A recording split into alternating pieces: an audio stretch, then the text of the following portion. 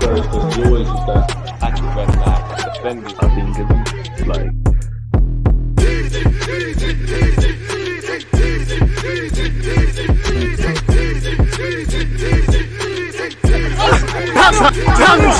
Am I live? People, deluded. I'm back again. Now, I have no clue actually what time you guys are watching this, but at the time of making this video, it's 3:40 a.m. in the United Kingdom. We've just finished, obviously, playing Orlando City in our second game over there in America, and it's been a 4-goal thriller. You know, it was delayed. You know, it was, to be honest, if we knew the first half we was going to see, they probably should have delayed / cancelled the game. 4-goal thriller. We've won 3-1. Now, obviously, every game we're getting closer to the start of the season against August. In August against Palace. Now, on one hand, it is only pre-season. You shouldn't draw too many conclusions, but if we just look at in terms of improvements, clearly there's a number of improvements that need to be made. I think in the Nuremberg game in friendly in Germany, conceded some silly goals. The Everton game, was a bit shaky defensively as well, even though I don't think we conceded. I think we won 3-0, but a bit shaky there. Conceded a silly goal against Orlando today. And to be fair, first 25 minutes, they probably deserve to be ahead, really. Ramsdale had a good save. Again, I know probably considering the first half against Everton and, the need to rest players and certain players being at different fitness levels, that squad is probably not what we're going to see play in this cup final against Chelsea on the weekend or against Sevilla. We restored normality in the second half. Obviously, Odegaard was amazing on the ball, really. It was nice to see him, Saka and Gabriel Jesus link up play. Eddie Nketiah looked to be fair, Eddie Nketiah, Tavares, to a degree, Lokonga, El Nene, even Pepe with Ben White behind him. They all looked, some of the duds from the first half looked a bit better in the second half. With Partey, with Xhaka, with Gabriel, with the minutes Saliba played, with Ben White out wide, with Bukayo Saka just skipping past men. We never saw that really and truly. Gabriel is just winning a lot of fouls. His decision-making weren't as good as it normally has been in the final third in terms of when he was shooting or when not to shoot. But it is what it is. Odegaard and Xhaka as well, if I haven't made that clear really and truly. We restored normality in the first half.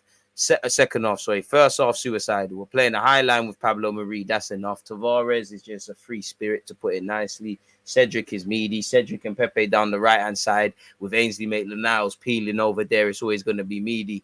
He's having more change with Tavares, Lokonga, who's playing slightly more advanced in the first half, and Martinelli. They're only going to get so much of it. El Nene, Lokonga, and everyone else playing in midfield. Ainsley, they're not got the ability to really connect midfield and attack and put teams under sustained pressure. We're playing a high line. It's a whole bunch of changes with players that probably are, if they are going to play for Arsenal, their roles in the grand scheme of things around the season is going to be extremely minimal.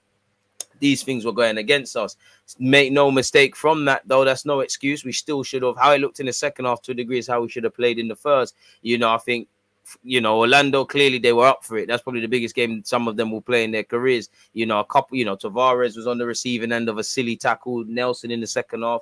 They were taking things a bit too far, but they showed themselves to, they were on it. They, looked threatened on the counter attack. The Black Youth up front had Holding and Marie and Tavares is in Cedric's number. Anytime they put him through on goal, and he should have scored really, where Ramsdale was forced to a big save. Marie, at Marie, the only good thing he did is that when Tavares didn't stop the cross, he made a good clearance. But after that, he's gone walkabouts for their goal.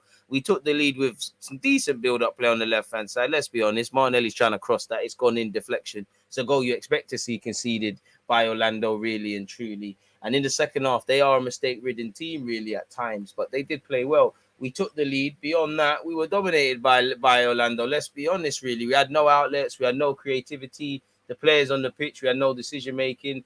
Our strongest 11 is still probably not good enough to really fight for top four and be 100% convinced. But there's a massive gulfing glass between them rotated teams and what we put out in the second half. And I can't imagine Arteta hasn't drawn any, before preseason started. He knows who is going to be used in his team and who isn't, who's going to be regulars, who's going to be squad players. But if there's a smidgen of being able to change the manager's opinion, I don't think anyone in the first half, took their chances really and truly. Yes, it was a disjointed team. As I said, the high line is causing us issues. We're not pressing together. Second half, you saw us press coordinated, and Orlando were playing themselves into problems, weren't getting out their half, a bit like what you wanted to see initially, really and truly. With these squad players, we're unable to have anything sustainable in possession. We're unable to really put them under any pressure. We don't look switched on defensively. They're not giving him any food for thought, really and truly. We're not playing with any zips. And you know what? When Orlando scored, you can't say it wasn't expected, really and truly. Really. Second half, we just needed to do a lot better in every aspect, and we did that with the changes. Obviously, we scored 2 goals. Nice to see Nelson score. Good for his confidence. Took his chance in minimal minutes. Obviously, as I said, the players that came on gave us another dimension. I did like the goal Eddie and Nketiah ended up tucking away because it was great play, I feel, from Odegaard, Gabriel Jesus, and I think Saka was involved as well. Eddie Nketiah showed his versatility today. Felt sorry for him in the first half because, as you know, when your midfield and defense is a shambles, as a striker, it's a myth. But I did think if he wants to learn from his peers, he saw Jesus at times like today making stuff out of nothing when he's got nothing to work with. I think that's what he should look for, really. I don't understand how we never got a pen with Pepe in either the first or the second half. I can't remember, but we should have had a penalty. I think they said Jesus. It has to have been second half, in fact, because it said Jesus was offside. Maybe if there was VAR, there'd be issues. But you saw the difference between Xhaka, Partey, Pepe, Saka, Martin Odegaard, Gabriel, Saliba when he entered.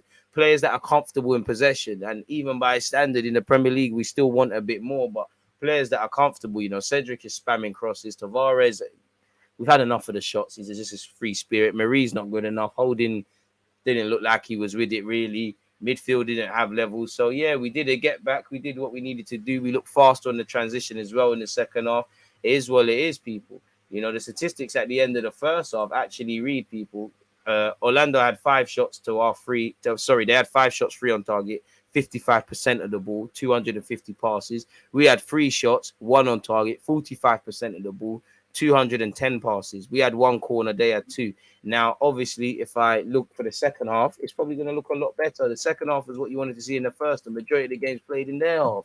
We ended the game with 20 shots, 12 on target, 57% of the ball, 516 passes to their 388. We had 4 corners to their 2. That's what you want to see, and that shows you the golfing class, really.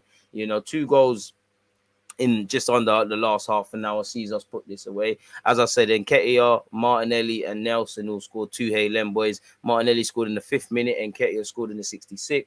And 10 minutes from time, Reece Nelson obviously struck, and it was a good reactionary finish from him. So, yeah, man, first things first, we know the game was delayed due to weather problems. So I hope everyone in and around the ground, whether they've watched this game or not, or just around Orlando, are safe. I don't think Chelsea are in the same state as us, but their game got delayed. So I don't know if something's going on, but we hope they're all right. Hope everyone traveling to and from the game safe. Obviously, we hope there's no injuries where the playing front's concerned. Let's focus on any positives there are. Try and maximize that. Obviously, there's several things that we saw today that we've seen during the season. We need to do things better and be a lot better against Chelsea. And then obviously you've got the game against Sevilla, and it's showtime against Crystal Palace, really. But yeah, man, decent game, I feel, for the home fans. And when I say home, I mean also the Arsenal fans that are, stateside.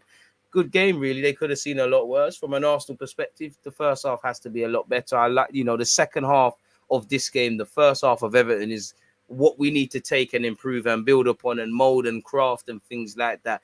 Obviously, we've got some tasty options with the way the movements Nketiah makes, Jesus makes, the link-up play between those two, the link-up play between Odegaard, Saka and Jesus. Obviously, Xhaka and Partey did well. Hopefully, we can get some new additions. Obviously, Fabio Vieira, Smith Rowe, Tomiyasu, Tierney, all players that could be playing today, irrelevant to this game, could all give us another dimension. Mr. Zinchenko was at the game as well. Hope he can come in and mix it up with midfield and left back and things like that. You hope we can get some futures gone. Obviously, Nelson, Pepe, Ainsley, Marie, Tavares, these guys are all subject to speculation as well. You hope we can get some confirmation over their future so that we can get Telemans and these sort of guys in, really and truly.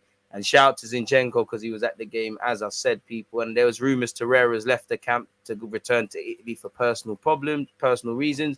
Hope there's no problems in his personal life because he hasn't had a good time. Obviously, lost his mum to COVID, which, thoughts are still with his family. Hopefully, that's to make some progress in relation to a move. He was previously linked with Valencia, but then you sat there and heard that they are financially broke. So that's probably poured cold water on that. But that's all I've got to say in relation to Orlando City against Arsenal, people. Please let me know your opinions. Don't feel any sort of way about commenting them.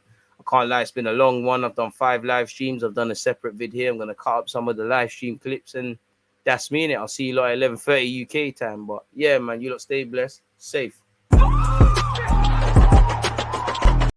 Sorry, folks. Don't forget to hit the like button. Because always just that. Active and defending. I think it's like